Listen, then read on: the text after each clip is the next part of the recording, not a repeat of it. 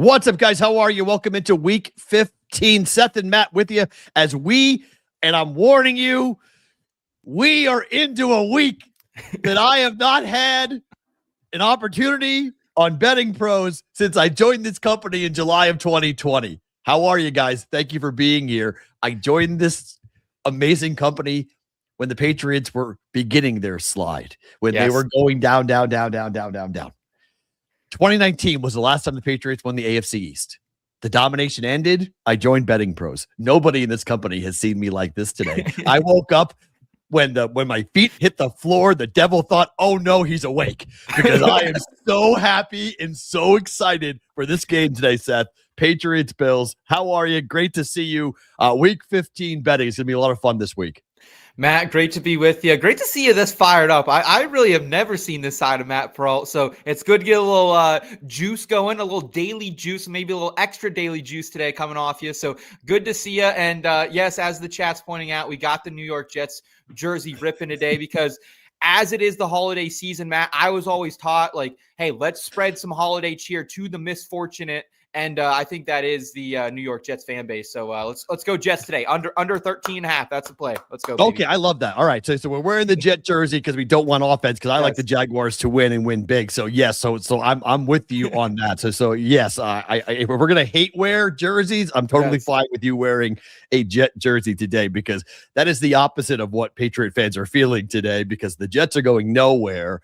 And the Patriots have a chance to do something really big today. The weather is not really a conversation across the country, except for the weather in Chicago, which, again, we bet wind, not weather. Cold, though, when the word historic is used with Soldier Field, you have to at least pay attention to what's going on in Chicago. The total is low, but I don't think, and I've asked everyone this question, Seth, and I'm going to ask you the same question. If I gave you tickets, good tickets, like 50-yard line tickets to go watch the Browns and the Bears today, would you go? I'm a Northern kid. I'm about Big Ten smashing football, so I would. I actually, if I lived in Chicago and I wasn't traveling in, put a couple hand warmers in, Matt, maybe take a rip of tequila or something before you go in. I'm all right, man. We're tough up here. I know you're out there. You've become maybe a little softer since you've moved from the great Boston area, but I'm all for it. Free tickets are free tickets. I would agree with you. I have 100% become soft. I am thin-blooded. I am not okay. And you are the first person I think it's 7 people I've asked. You were the first person to say yes. So props to you to say, hell yeah, free tickets, NFL football. Let's go watch in the black and blue division. Let's go watch these teams go and smack each other around here with the Browns and the Bears. So look, I wouldn't do it. And I'm going to give people credit if they are going to go and do it. Wind chill of -10 is wind chill of -10. I've lived in it. Okay. Like, I lived in Omaha and I lived in Des Moines. So I have lived the -10 life. I don't want to do it ever again. I'm good with the -10 life. Character, Matt. Builds character. Oh my gosh, it builds a lot. I'm not sure it's character. It's a dangerous world that we're going to be dealing with here today. So let's get into it. Picks and plays. We'll tell you what we think on each game, and then we'll tell you our bets as well here. Let's start with Arizona and Houston, and we are seeing professional money drive this number to 10.5 at certain books. 10 is probably the prevailing number. Yeah, it is the prevailing number across the country at the moment. Total at 42.5. The Cardinals defense is really banged up. The Texans, this is the biggest number for CJ Stroud in his history. He's never been this big of a favorite ever, being a double-digit favorite. This is not familiar territory for a Houston Texans team with CJ Stroud at the quarterback position. Are you comfortable laying double digits at home for the Texans today, Seth? No way, Matt. I don't think I can get invested with CJ Stroud at this big of a number. I just like what Jacoby Brissett's been doing on the other side too much. Like, I do think, and I've heard different people break down this game. Like, I know our friend Derek Brown, he thinks that Houston is going to explode, and this is going to be, hey, we got to get the offense moving in the right direction before the NFL postseason if we can clinch our ticket. I could also see it going the other way, though, where Houston just kind of locks down on defense. Maybe they stay how they have been all year on offense as well, where it's just, hey, we're going to put up 15, 25 points and kind of live with that. So I just think it's too many points for me. What about you? I looked at this game and I couldn't get myself to the window. I'm with you. I think the Texans are the right side because I don't think much like last week, where the Texans, defensively, they are shutting down consistent offenses every week, where it's really coming down to whether or not their offense is able to score. And we have seen Jonathan Gannon's defense be pretty good this season. And going into the year, that was the thought, that the defense was going to take this team to the next level because the offense, Marvin Harrison Jr. and whether Kyler Murray was playing quarterback or not, but the offense was good enough to score, 20, 24 points a game. And how many points would the defense give up each week? Well, the defense has been okay. The injuries have really mounted. And what are the Cardinals playing for? The Texans are playing for everything. And they know the Jaguars, as we talked about the open, are playing the Jets. So unless things go really badly for Jacksonville and Trevor Lawrence, they need to win this game. So if we're going Texans winning the game, how many points are they winning the game by? And I hate that conversation. That to me gets me worried.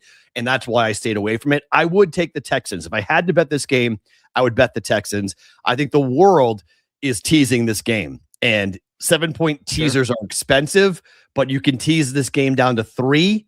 And I think you should be okay. You don't see the Texans losing, do you?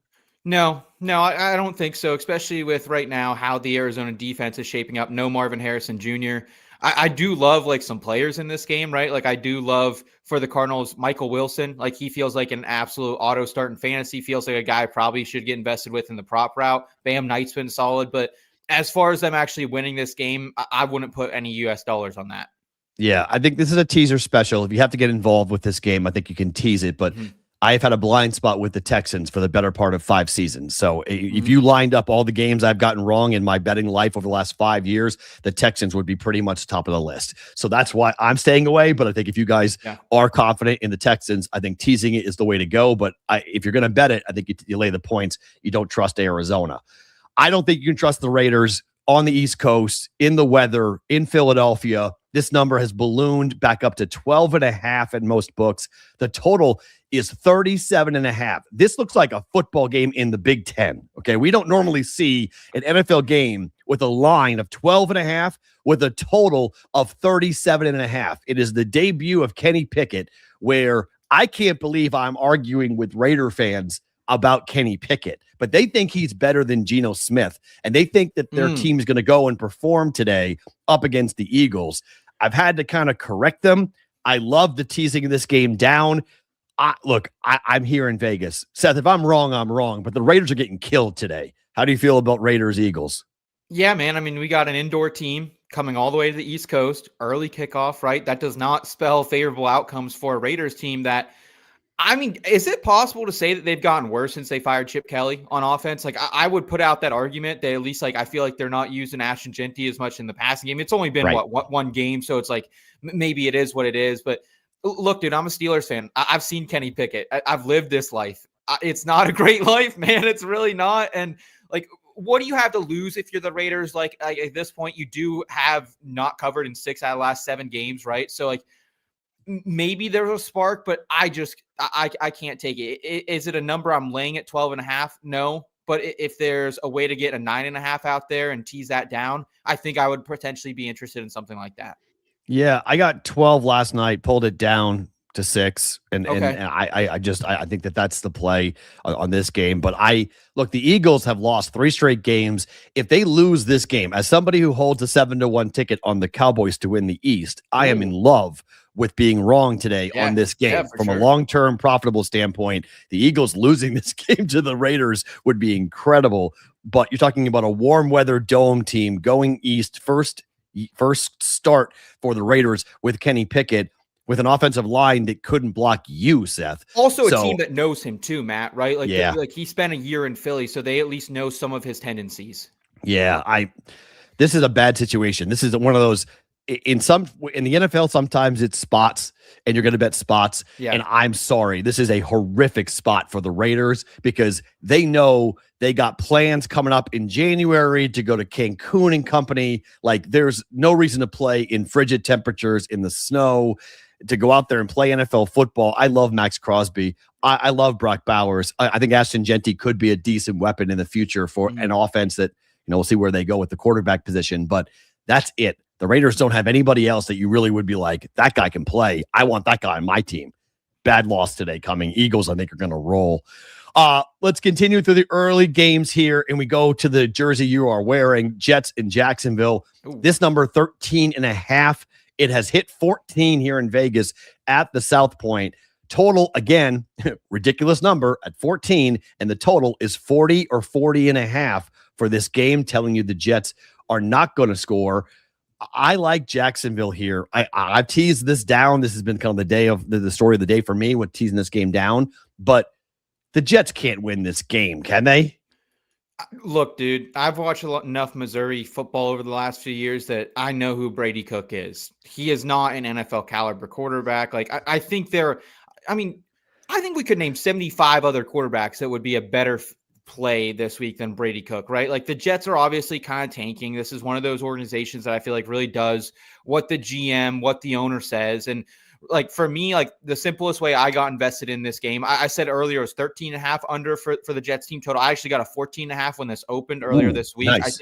I think it is now down to all the way to 12.5. I see a couple 13.5 sitting out there as well. Like, I think that's the play here for me, because like, the Jets, when they are this big of a dog, over a touchdown dog, they don't put up points. Like, there's usually a reason they are. They've averaged 11.7 points per game in those 3 games, 2 which of those have been in the last month alone.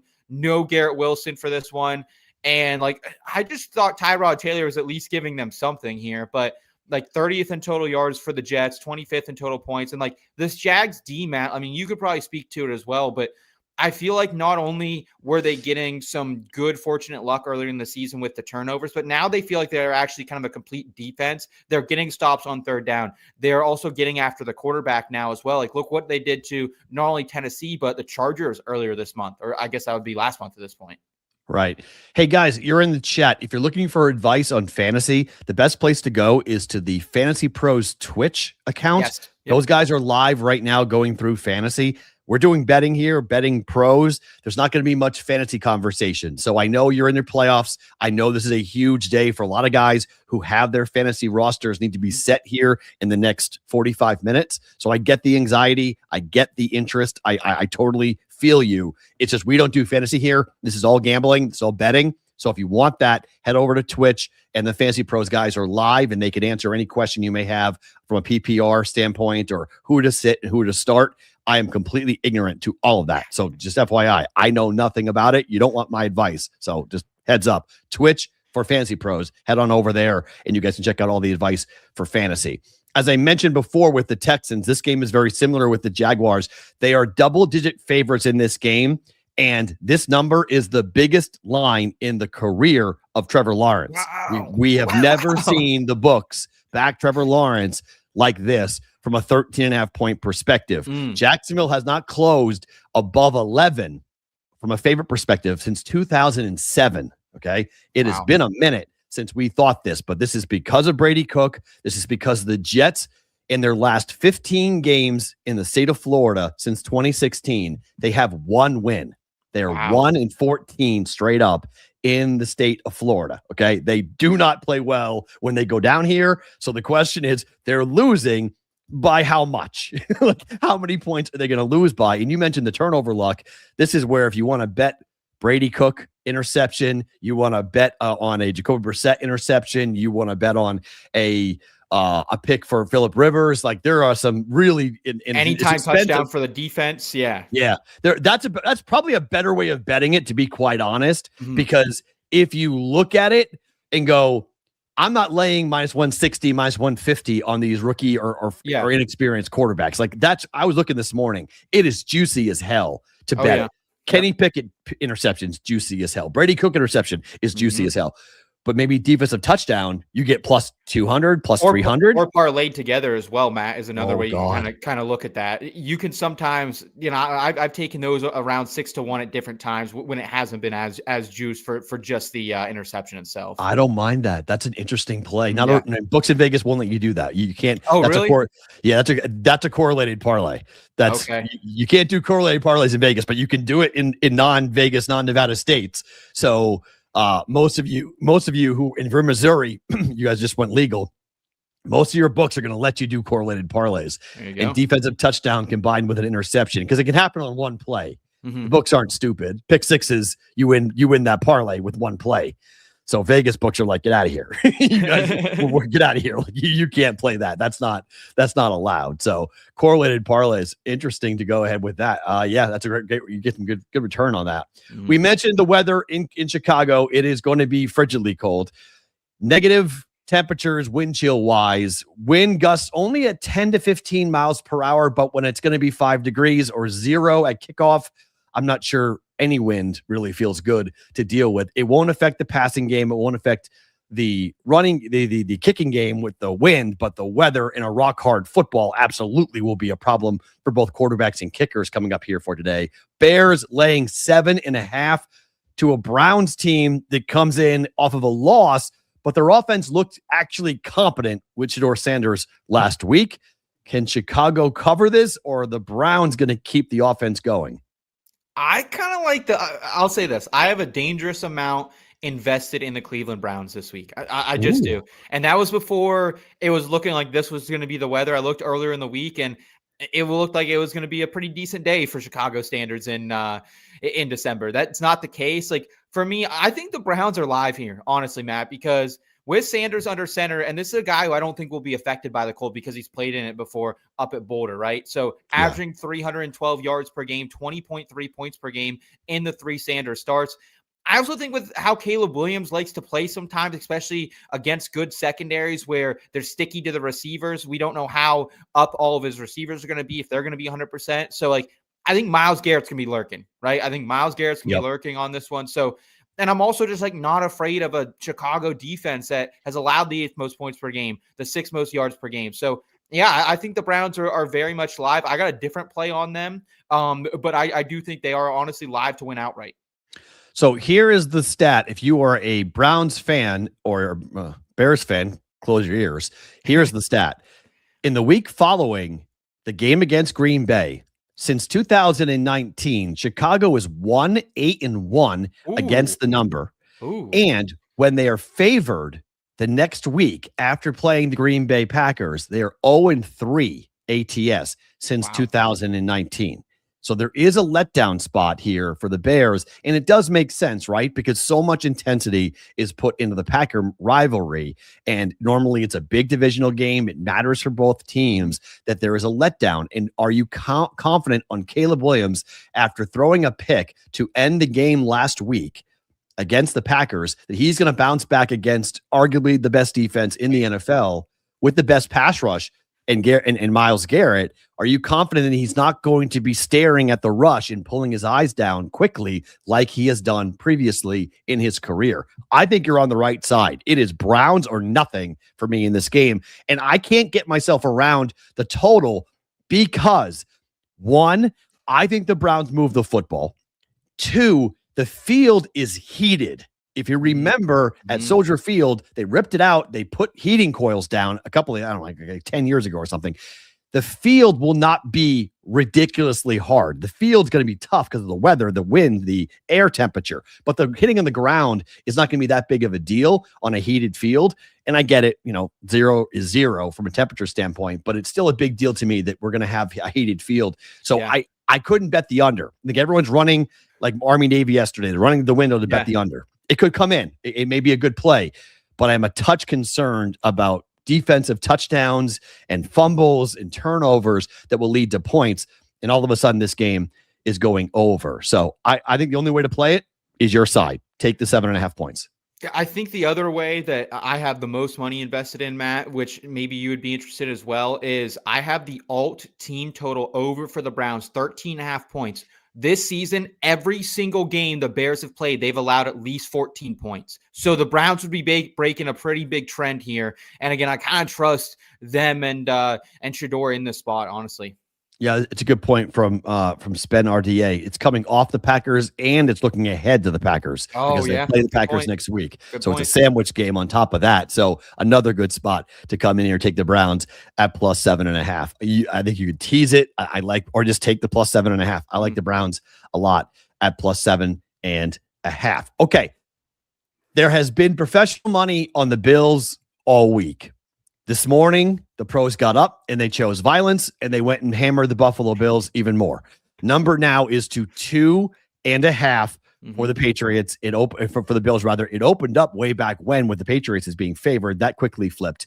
The total is up to 49.5, which is really interesting to me because the Bills and over, that would be how I would see this game going, because I don't think the Bills can win a game like the first matchup, which was 23-20, which was an under game. The Patriots win thanks to 3 turnovers by the Bills. But Buffalo on the road this year is 3-3. They are nowhere near the same offense on the road that they are at home, and they are nowhere near the same defense. And I can't figure out why everyone is forgetting that the Patriots are coming off of a bye. They won 10 games in a row, and they had 2 weeks to prep for this game with a Bills team that may need Josh Allen to go complete Superman here today to win this game. And is he capable? Absolutely. But I am surprised at how the one-way action, the books, there are 2 big needs today. This is the second one. We'll get to the first one later. But this is the big need. The books need the Patriots, and I think they're good with it, Seth. Oh, man. I think so.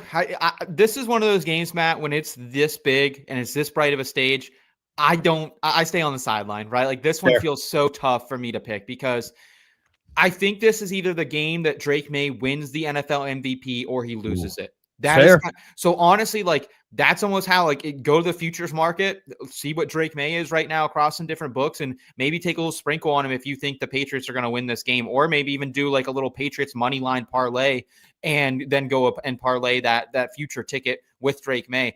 It's just really tough because I don't know. I don't expect a good Buffalo defense to show up like they did in Pittsburgh a couple weeks ago, but do I really expect them to give up 35 points like they have been over the last couple weeks as well? I don't know. I really don't. And I do think like the Patriots, though, they've been playing a more physical style of football this year. And especially being up at home in December, I think you take a money line here at the Patriots or you don't touch it. That's how I see it. I don't think if they lose, I think it's by a lot. I think if they win outright. So. Really? You think they lose? See, I think if they lose close. I think it's a close game one way or the other. And look, I think you could 100%. The Patriots have a game in hand here. Okay. So they are playing with house money.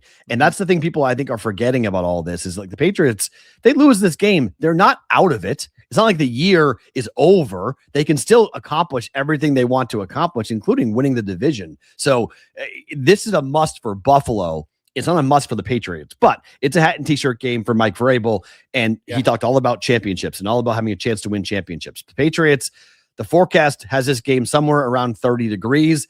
The Patriots historically are 19-0 ATS when the temperature is under 40 degrees and they're coming off of a 3-point win. So it's a little bit of one of those like specific trends, but if you're taking the Bills, you're bucking this. If you're laying the 2.5, you're bucking it. And we're not going to 3, which I always say that hook. Pay attention to what that hook is doing here. Bills win by 2. Bills win by 3, maybe. But I'd be surprised at the Patriots. If Drake May throws 5 picks today, you're absolutely right. He will lose the MVP. And there's a lot of pressure on the 23-year-old. And Patriot fans are showing up today expecting a win for the first time since 2019.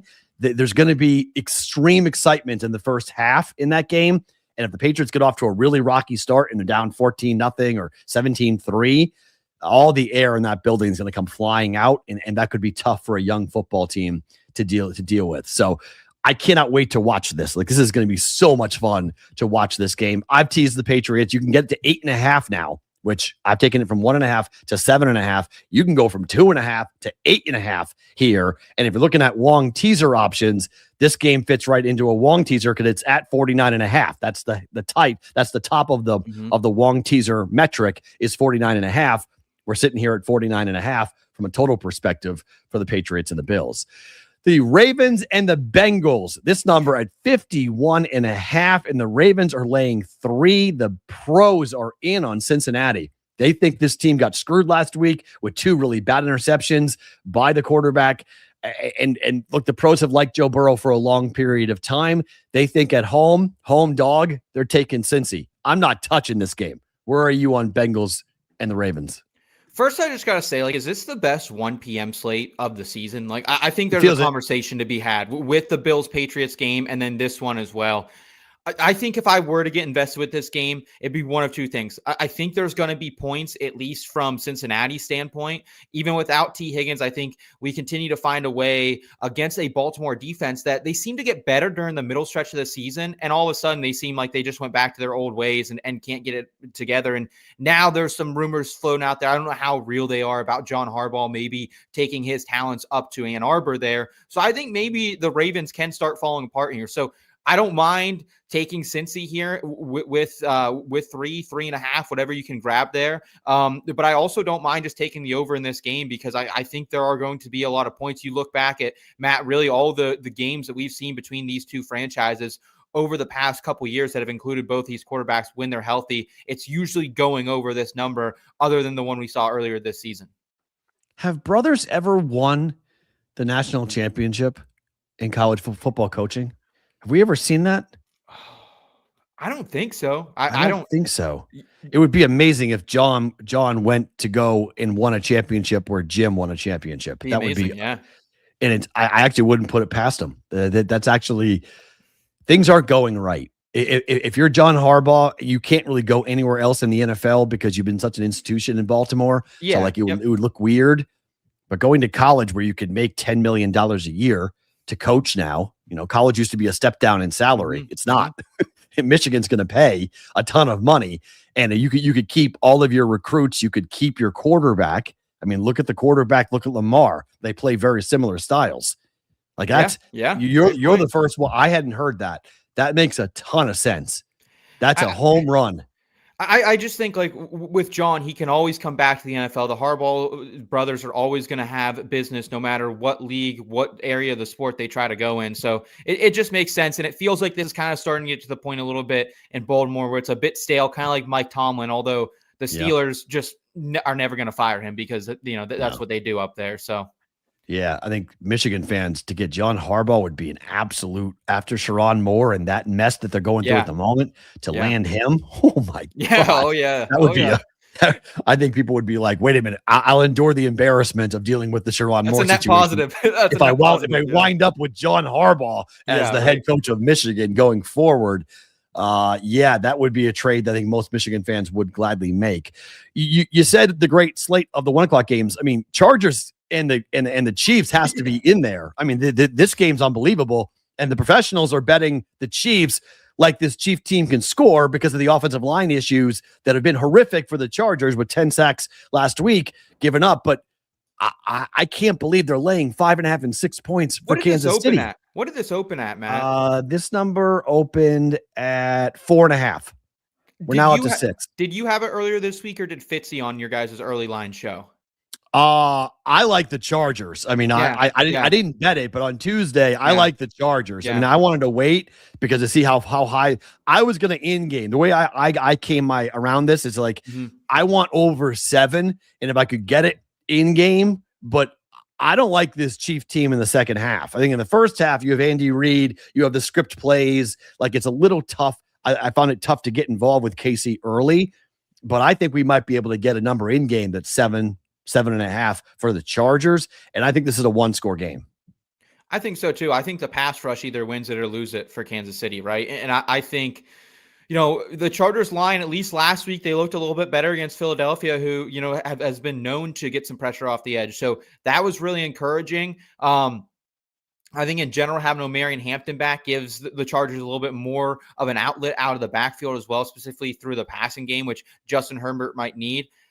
I just think this is kind of a gross game, right? And I think the total is kind of showing us that, right? I think it's going to be one where the fans are absolutely ready to go in the home of the Chiefs, but do they get the outcome they want? I don't know.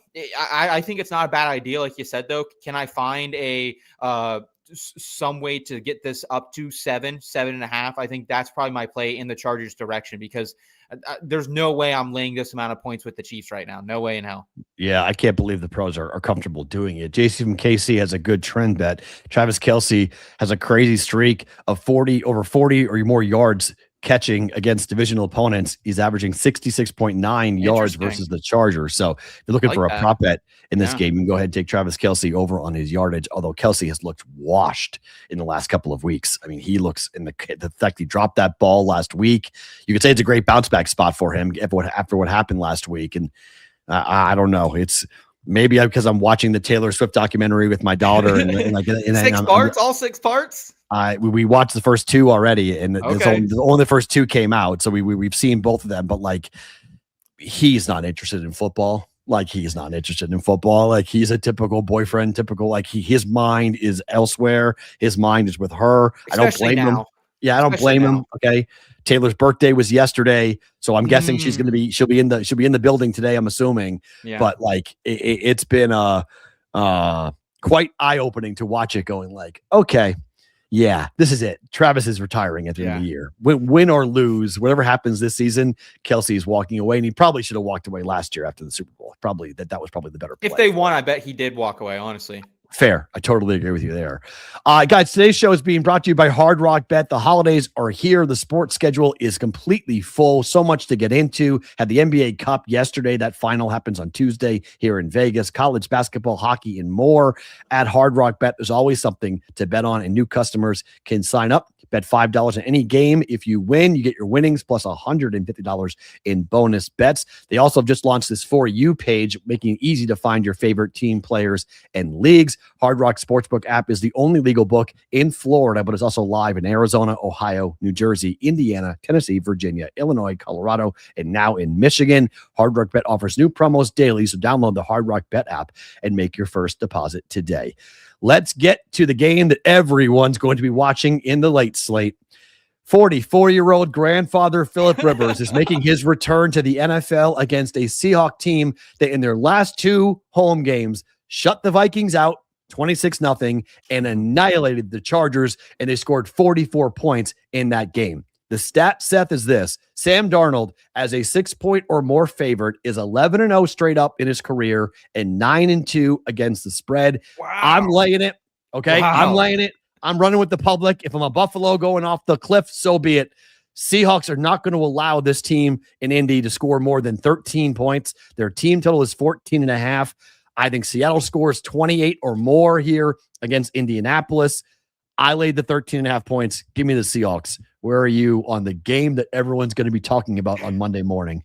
You know, your analogy that everyone is going to be talking about this is so on brand, I feel like, because last night I'm down at the local watering hole celebrating with the fiance and a buddy at the bar of mine that I hadn't seen in really probably 5-6 years. He knows I do this, and he asked me, what do you think of Philip Rivers, right? And that is what everyone wanted to talk about, is how does this guy come off the couch so long, and how does he perform? I don't have a clue. But I don't think it's going to be great, specifically against the best defense in the National Football League, the Seattle Seahawks, man. I mean, this unit is flying around right now. I think it's going to be a tough day at the office for him. And now it's a Colts defense as well that starting to show some chinks in the armor, right? 36 last week to the Jacksonville Jaguars. And then right before that, in the month of November, they also gave up 25 to the Atlanta Falcons. So like some mediocre offense is putting up some big points against the Colts right now. The Steelers did it right there at the buck end of October as well. So I don't mind laying the points here with Seattle. I don't mind that team total you shouted out either. I think that's the way to go in this one for sure. If you don't want to just, bet some Philip Rivers, anytime interceptions or defensive touchdowns for Seattle. Look, the prop bet cheat sheet is in love with Philip Rivers. I cannot figure out why. What? The prop bet cheat sheet has every Philip Rivers prop over yards, over attempts, over completions. I don't understand. Okay.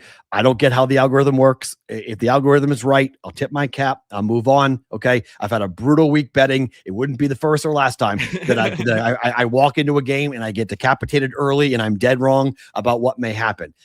But you're telling me that a quarterback who is 44 years old, who has not taken a real NFL hit in 5 years, is going to step in and have the ability to throw the football against the best defense, like you mentioned, in the NFL, and a defense that I have backed with a 14-1 ticket to win the Super Bowl. Oh, so nice. Very nice. I am in on Seattle. Okay.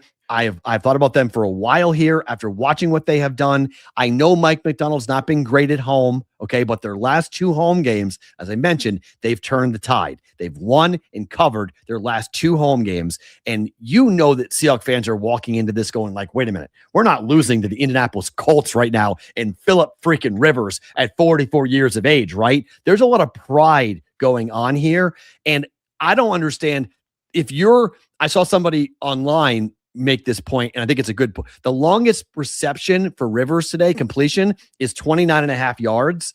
Like, how is that going over unless a screen pass gets busted and they wind up picking up 30 yards? Because he's not going to have the time to sit back there and throw. And this is a defensive-minded head coach. You think Mike McDonald's going to be comfortable allowing Phillip Rivers to throw the ball and have time? They're going to go exotic blitz packages. They're going to move things around. What do we always hear about rookies? The speed of the game. Yep, exactly. Speed of the game, right? Exactly. Speed of the game. You're going to walk in and be like, I know he's a Hall of Famer, but he just reset the damn clock, okay? And to be honest with you, I'm not sure he's a Hall of Famer. Let me correct myself. I'm not sure if Phil Rivers is a Hall of Famer. Him and Eli Hall Manning. Hall of Famer semifinalist. Like him and Eli Manning are both in the same category. Well, easy on Eli, brother. Same Super Bowls. Come on. Same category. That's all Eli did was 2 Super Bowls. That's it. And he should have lost them both. So sorry about it. Sorry, that's a bitter Boston fan right there. What did Eli Manning do in those games to win? Look at the numbers. Okay, okay, fine, he won the rings, great, but that he got carried to both those championships by other players, not by him. So Eli and both Eli and Phillip Rivers, I think, are borderline, and I'm not sure either one really is a Hall of Famer. But now that clock. Well, that's fine. Ben Roethlisberger, I'll give it to you. Yeah, Roethlisberger's a Hall of Famer. Oh yeah. I think Ben's on Eli over Rivers, maybe because of the rings. That's about it. That's the only reason why I do that.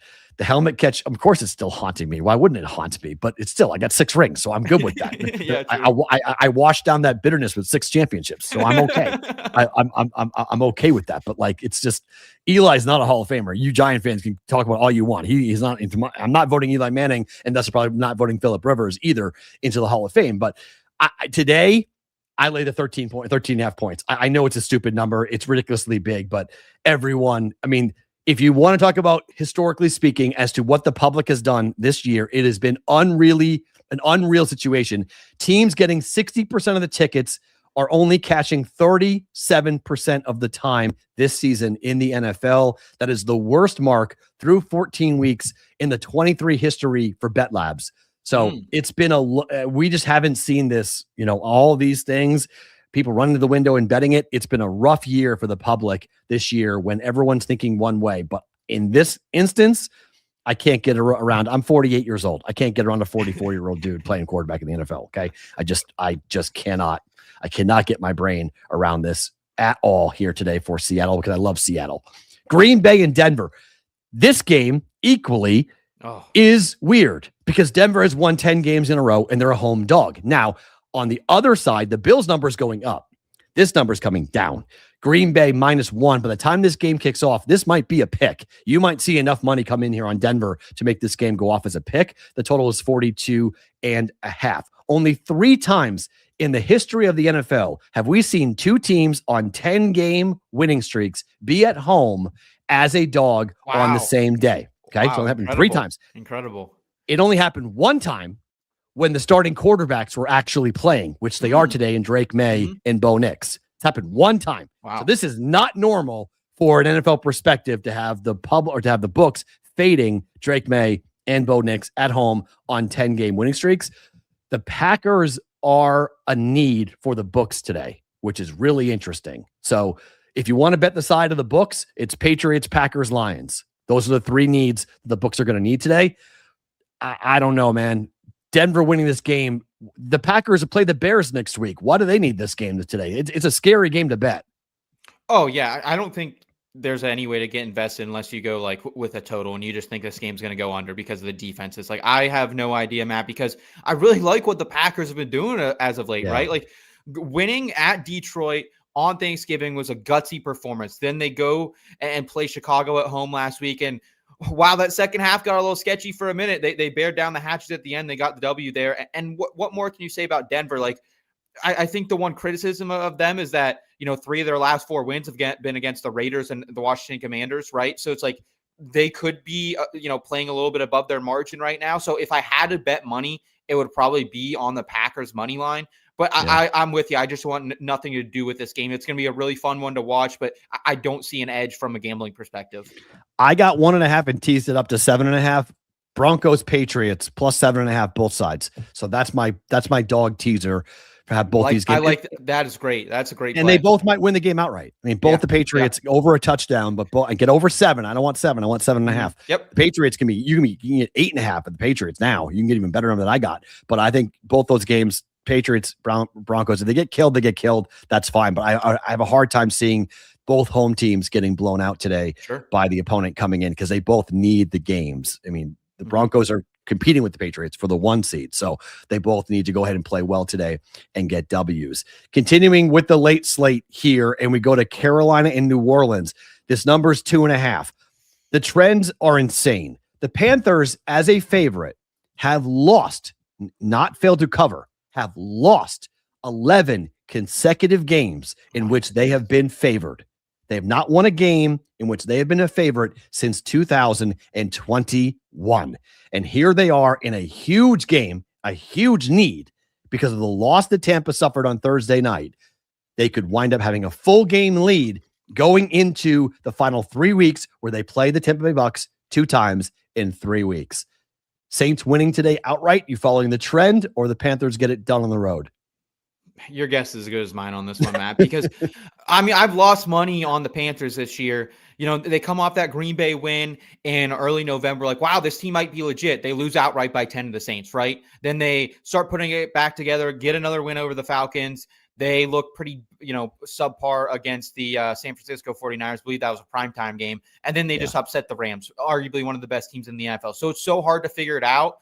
I think with that being said, Matt, like, it's really hard for, I think, a Saints team this bad to sweep anyone in their division and win 2 outright in a row. So I don't mind a Carolina Panthers money line play, drink the juice a little bit. But it's so tough to say what Bryce Young we're going to get week in and week out. I think they have an advantage already seeing this New Orleans Saints team within the last calendar month. So I would want to lay the money line with the Panthers, but I just can't get invested with my own US dollars on this one. Yeah, Bryce Young's turned things around. He really has. He's playing better. 7-5 straight up as a dog. 0-1 straight up as a favorite, though, this season. He has not been able to get past that on this. I think you would take, if you're going to bet the game, take the Saints as a home dog at plus 2.5, but it's also a perfect teaser piece as well. You can tease this game, give the Saints 8.5, and see if they can win the game coming up outright. The Titans played well last week and won. Not what the fans wanted, because they want the number 1 pick overall. So now the Raiders are right there with the Titans for 2 wins, but they're on the road to San Francisco. I don't know if I can lay this number at 12.5, though, Seth. This is a huge number. Yep, not laying it, man. Like, the Titans, if you've tried to fade them down the stretch a little bit, it's been worrisome, right? Like, I tried to do it a couple weeks ago when I was on the show against Seattle, and they all of a sudden kind of had this second half explosion. They're always good for every couple weeks for a punt return from DK for a touchdown that kind of shakes up these lines as well. So I'm totally with you. Like, I think if there's a way to get invested here, I don't mind a Titans team total over, right? Because I just don't trust the San Francisco 49ers defense. It's been better as of late, but can they really keep these teams like the Panthers and the Browns the last 2 weeks under double-digit points? I don't know if they can do it 3 times in a row. I've liked what Cam Ward's been doing a little bit as of late as well. So, that would probably be my only recommendation, is maybe a Titans team total over, but it's at 15.5 points, which I just don't feel comfortable. Maybe I tease that down a little bit.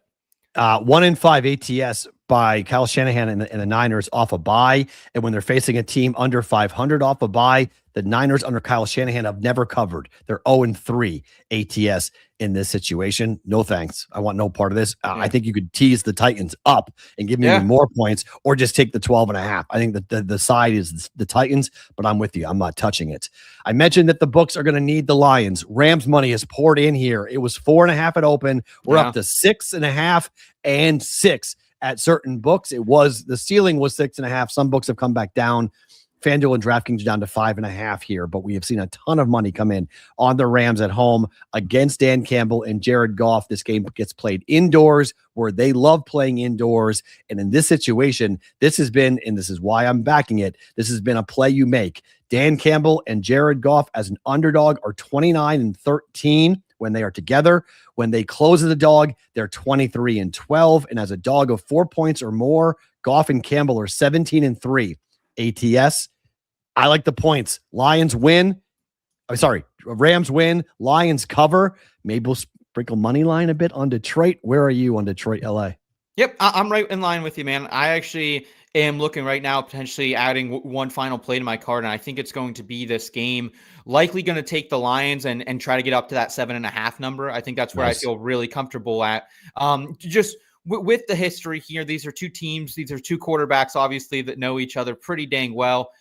A lot of points are going to be played in this one. So I think it's also a potential place to get invested from a prop standpoint, whether that's Jahmyr Gibbs, whether that's Puka Nacua, Devontae Adams, probably good for a anytime touchdown in this one as well. That's kind of how I see this one. Am I taking the over on this? Probably not. Like I'm never taking a 55-point over. Like I don't hate the under. I've actually seen that contrarian play out there quite a bit this week. So I think that would be another lean of mine, but I do like Detroit right here. And if I can get him at, a plus 7.5, I think that's going to be my move. Rams are 15-0 to the under since December of 2018 as a favorite against an opponent with extra rest. Just FYI. So I like the over. I didn't bet it. I do like the over. I think we're seeing points, but I understand it. The better play is to take the points coming up here with the Lions for today. But the under is stat-wise, trend-wise, the under would be the play at 54.5 or 55, depending on where you can get it. Guys, track these bets and get line alerts straight to your phone by downloading the BettingPros app with Sportsbook Sync. You can automatically track your bets across all major sportsbooks in one spot. Easily monitor your bet by sport and bet type, including game picks, props, and parlays. You can create custom betting systems to find winning trends and profitable opportunities. And new users can get 6 months of BettingPros Premium free with your first deposit and wager at one of our partner sportsbooks. Learn more at bettingpros.com/premium. Sunday night, it is Dak. It is prime time. It is at home against the Vikings. This number is 5.5, opened at 7.5. The pros like Minnesota. I do not. I like Dallas. Where are you on Sunday Night Football? This is another one that I don't mind going for a total. I actually would be okay with maybe taking an over, maybe a team total over on Minnesota as well. Like I think if JJ McCarthy is ever going to have a good NFL game from start to finish, I think it has to be here, right? Like this Dallas secondary, Matt, it's just too feast or famine. They've just been absolutely cheeks over the last couple of weeks. Like it felt like they started to get their stuff together. The pass rush is nasty now. Like I'll give the pass rush credit and Jerry Jones and company some credit for going out there and proving that. But I just don't trust this back end. I know Justin Jefferson, Jordan Addison, they haven't been very good this season at all. I'm laddering up Jay Jettas this week. I think this is the explosion game, and I think they can at least keep things close. Can it be 4.5, 5.5 points close? I'm not sure, but I at least think we see a lot of points from Minnesota, which is something we haven't seen as of late, except out of the blowout over Washington last week. I think it's 27-20. I think these numbers are all really sharp. I think it's a really difficult game to get involved with on many sides. The Cowboys are 11-2 to their team total, which is set at 27.5 right now, which is, I think, right where they're going to be. The total being 47.5, which is, I said 47, 27-20. I think all these numbers are right there. I think the best way to play it, though, the Cowboys need it desperately, and they will know the outcome of the Eagles game before they kick off tonight. It's Dak at home. It's Dak in prime time. Offense, I think the Vikings give up points. I don't trust JJ McCarthy at all. No, even against a very poor Cowboys defense, I don't trust JJ McCarthy. And frankly, the Cowboys since the trade deadline have been a much better defense with the plays that they have made. So I'm laying it with the Cowboys. Guys, one more reminder, you can score 6 months of BettingPros Premium for free. Just make a deposit and place your wager at a partner sportsbook. Premium gives you access to the Sharp AI, the betting systems, the prop bet cheat sheet, and the same game parlay builder, all the tools you need to bet smarter. Claim your upgrade now at bettingpros.com/premium. All right, Seth, let's give your card today, including the props you like for today in week 15. Yeah, so we'll start it out here. I'm going New York Jets under 14.5. I got this at -118 early on in the week. Jets are 3-0 to the under in games that they're over a touchdown dog. they're banged up. I don't like Brady Cook. I've seen enough of him in college to know he's not an NFL guy. And the Jags D continues to get takeaways at a high clip, getting after the passer now as well. And probably my favorite bet of the week there is the Browns alt over 13.5 points. They would be the only team that hasn't done this season against the Chicago Bears. I like what Shedeur is doing. The cold doesn't really scare me off it. I'll also go on the player prop perspective. I talked about it first that I really like Justin Jefferson to go over his receiving yards. I think if there's a smash spot for him, it's here. The Cowboys right now, the secondaries to really turn back into a pumpkin, allowing the fourth most receiving yards to wide receivers over the past month, 172.3 per game. That includes 96 to J-Mo, 92 to Amon-Ra St. Brown last week, who's less than 100%. Rashid Rice, how about 92 for him? Xavier Worthy, 61. Devonta Smith, 89. 110 for A.J. Brown. Like, all these wide receivers are just smashing. I think, like, I'm going to go ahead and back a guy who he has the opportunity right now, 7th in air yards, 9th in deep targets, 7th in target share, just has to get the production. I think he gets them here against the Dallas Cowboys. I also absolutely love Jerry Jeudy over 2.5 receptions. I drank the juice here at minus 140 on this one, but Jeudy, he's hit this line 2-3 games with Shedeur under center. I think 2.5 is a pretty generous line just because he's still getting over a 20% target share. The Browns still passing at the 10th highest clip as well. Cedric Tillman banged up. Dave Njoku banged up. Wide receivers right now are feasting against Chicago. Kyler Gordon banged up before the game last week. So I'm going to go ahead and trust that the receivers continue to work. X receivers over the last 4 weeks against this Chicago Bears team. Christian Watson with 4 receptions. A.J. Brown, 10. DK Metcalf, 5. Justin Jefferson, 5. So I like the Browns. I like Jerry Jeudy. I actually have that in a parlay as well for the parlay of the week coming in at plus 160. And then give me Travis Etienne on the anytime touchdown here, Matt, as well. He scored in 4 last 5 games, 6 total touchdowns. The Browns right now anemic against running backs. They've allowed 10 total touchdowns to running backs over the past month alone, 2+ in every week and 3 in 2 out of 4 of those weeks as well. So I like Travis Etienne to find pay dirt, and also George Kittle to find pay dirt. He has found pay dirt in 3 of 4 games with Brock Purdy under center, seeing an average of 6.3 targets in those games, including 1 red zone target. The Titans, while the defense is looking somewhat better as of late, they've still been really susceptible against tight ends right now. 3 touchdowns to them over the past 2 weeks. So plus 130 for George Kittle. I like that. And then drinking the juice there, minus 175 on Travis Etienne. All right, I'm going to go quick on mine here we've already talked about a bunch of them, but we'll get to my card quickly as we're going to jump in with, I don't know what, there we go. Lions plus 6. I like them to cover against the Rams. Seahawks minus 13.5 against the Colts. I don't think this game's going to be close. Cowboys laying the 5.5 against the Vikings coming up on Sunday Night Football. I think Dallas needs it and gets it done. Jaguars laying 7.5. Eagles laying 6. That's my favorite teaser for 2 teams that are favored. Jags to beat up on the Jets and the Eagles to run through the Raiders. Patriots and the Broncos kind of trailing the historic number that both these teams are home dogs today, catching 7.5. Pats now it's 8.5. You want to tease that up with the Broncos at plus 7.5. Josh Allen over 37.5 rushing yards. I think Josh Allen, he had over 50 in the first matchup. He averages about 36 yards per game running the football. And I think he's going to have to be the best running back today for the Bills. I think he'll pick it up and get some scrambles for big yards. We saw it last week against the Bengals. When Josh Allen has to be the superstar, he tends to go and do so. I like Josh Jacobs. I know he's a bit banged up here, but I like Josh Jacobs for the Packers to go and run the football and catch the football, frankly, against this Broncos pass rush.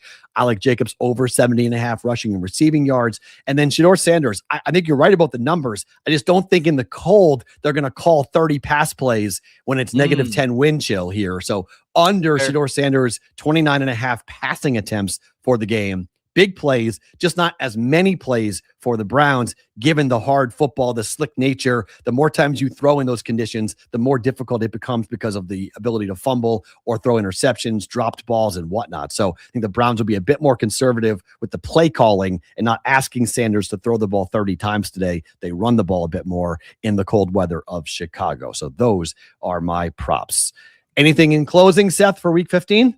No, guys, make sure you're sticking around and subscribing to the Betting Pros YouTube channel if you're new. Every single day, Matt's got the daily juice for you. We also are continuing to roll throughout the college football betting season, bowl season upon us, college football playoff. We have some shows, Bogman and myself next week as well, and then NFL BP all the way through the week with whether that's Welsh and Erickson, or Joe and Erickson, or Matt and Fitz. They always got you covered. So just great content. Appreciate everyone's support, and great hanging out with you today, Matt. You too, my friend. Good to see you. Best of luck, everybody. Thank you for being here. Make sure you subscribe, like Seth said, so you get this show and every show that we do each and every time on the Betting Pros YouTube channel. For Sal, he's Seth. I'm Matt. Best of luck for week 15.